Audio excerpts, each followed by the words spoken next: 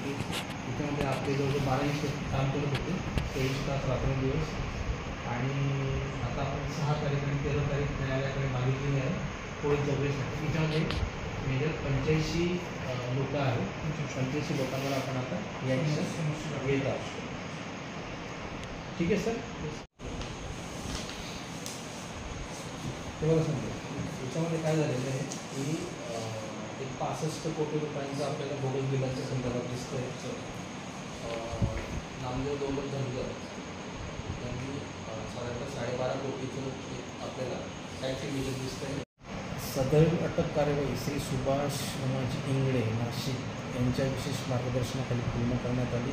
सदर प्रकरणामध्ये पुढील तपास सुरू असून प्रकरणातील इतर संबंधितांवर पुढील कारवाई लवकरात लवकर. नमस्कार. आज दिनांक 1 ऑगस्ट 2024 रोजी वस्तू व सेवा कर विभाग जळगाव अंतर्गत अन्वेषण विभागामार्फत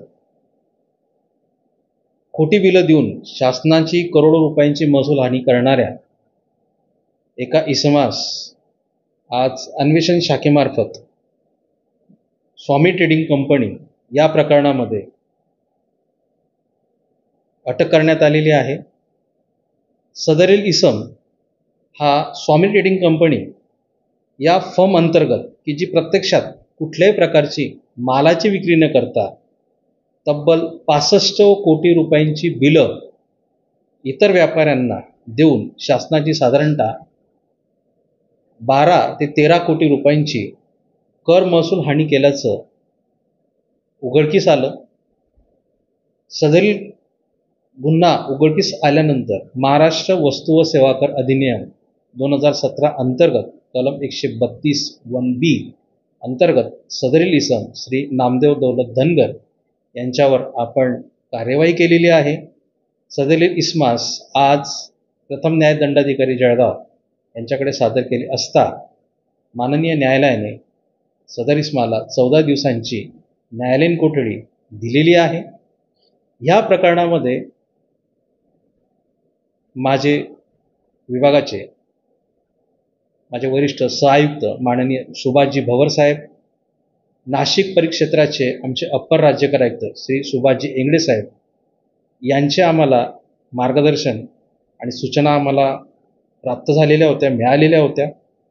ही कारवाई करत असताना माझे जे सहकारी आहेत श्री माहुल संजय कुमार इंदाणी सहाय्यक आयुक्त आणि माझे दुसरे सहकारी श्री रामलाल सोगालाल पाटील सहाय्यक राज्यकर आयुक्त आणि माझे जे काही निरीक्षक आहेत, जी माझी पूर्ण टीम आहे, या टीम अंतर्गत या सदरील इसमावर कार्यवाही करण्यात आलेली आहे. या गुन्ह्यामध्ये एकंदरीत 85 इतर व्यापाऱ्यांचा सुद्धा सहभाग असण्याची शक्यता आहे. चौकशी आमची चालू आहे आणि अंतिम चौकशी नंतर सदरील व्यापाऱ्यांकडनं बुडालेला जो कर महसूल असेल तो समन्स काढून विभागांतर्गत अन्वेषण विभागामार्फत समन्स काढून त्यांच्याकडनं बुडालेला जो कर असेल तो वसूल करण्याची कार्यवाही आमच्या शाखेमार्फत केली जाईल. आपल्या माध्यमातून मी सर्व माझ्या व्यापारी मित्रांना सांगू इच्छितो की कृपया त्यांनी असल्या कुठच्याही प्रकारच्या खोट्या बिलांच्या आधारे असा कुठलाही व्यवहार करू नये, कुठल्याही प्रकारचं ट्रान्झॅक्शन त्यांनी करू नये. कारण आमची बिफा सिस्टीममार्फत आम्ही अशा व्यापाऱ्यांवर लक्ष ठेवून असतो. माझे जे दोघं सहाय्यक आयुक्त आहेत, माझे सहकारी आहेत, माहुल इंदाणी आणि RS पाटील, हे तेच काम करत असतात.